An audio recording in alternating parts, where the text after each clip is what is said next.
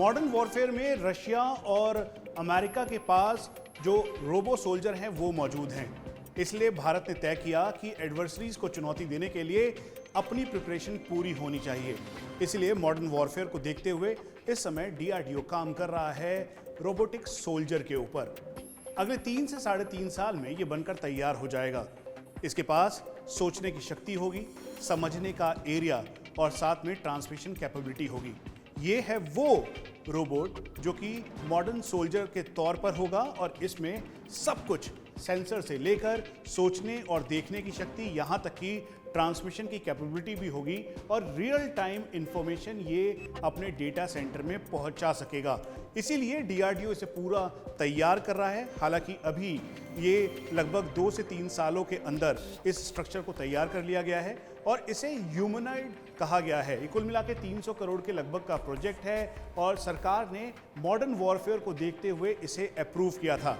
आप अगर इसे ध्यान से देखें तो इसमें जो तमाम डिटेल्स हैं, जैसे balance and control, design, dynamic kinetics, उसके अलावा हाइट करीबन जो इसकी है या स्पीड जो 5 किलोमीटर पर आवर की है, इसका मतलब जो सामने जो भी होगा उसे देखते हुए चलेगा। यही नहीं बल्कि इसके हाथ में वेपन्स भी होंगे और उसके अलावा सर्विलांस इक्विपमेंट से ये लैस होगा।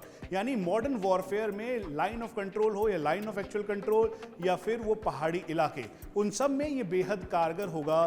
फ्यूचर सोल्जर के तौर पर तैयार होने वाला ये ह्यूमनॉइड या आप कह लीजिए ये रोबोटिक सोल्जर, यही तैयारी है आत्मनिर्भरता के साथ देश को आगे बढ़ाने की।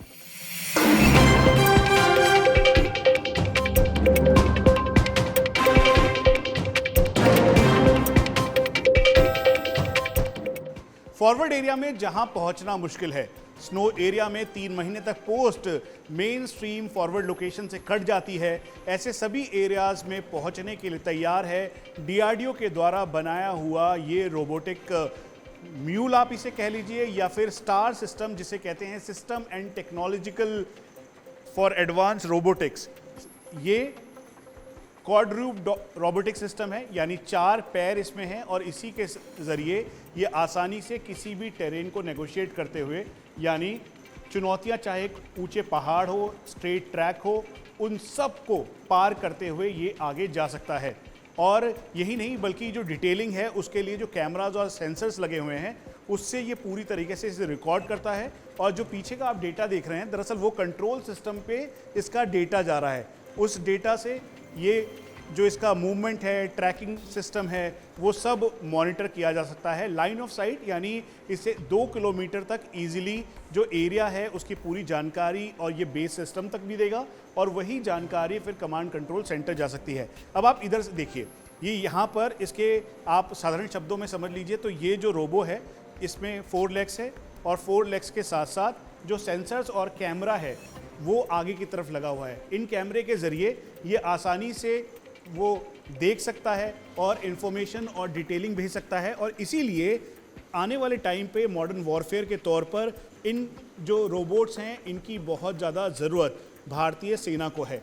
हालांकि इस समय सदर्न कमांड और साथ में नॉर्दर्न कमांड के पास ऐसे रोबोट्स मौजूद हैं जो कि मूवमेंट के साथ साथ आगे जा रहे हैं, लेकिन पेलोड कैपेसिटी एक सबसे बड़ा इम्पॉर्टेंट इसमें फैक्टर है और एंड्योरेंस। ये 3 किलोमीटर तक 3 घंटे तक आसानी से करीबन 20 केजी का पेलोड लेकर 20 से 30 केजी का ये जा सकता है। आने वाले टाइम पे इसे और प्रोसेस किया जा रहा है कि करीबन 50 केजी तक का ये सामान लेकर जो फॉरवर्ड लोकेशंस हैं जहां पहुंचना बेहद मुश्किल है वहां तक ये पहुंच सके। हालांकि अभी 3 साल के अंदर इसे पूरी तरह से तैयार करके उस फेज़ में लाया जाएगा जहां पर इसे सेना या फिर एयरफोर्स या फिर और सिक्योरिटी फोर्सेस इसे इस्तेमाल कर सकती है।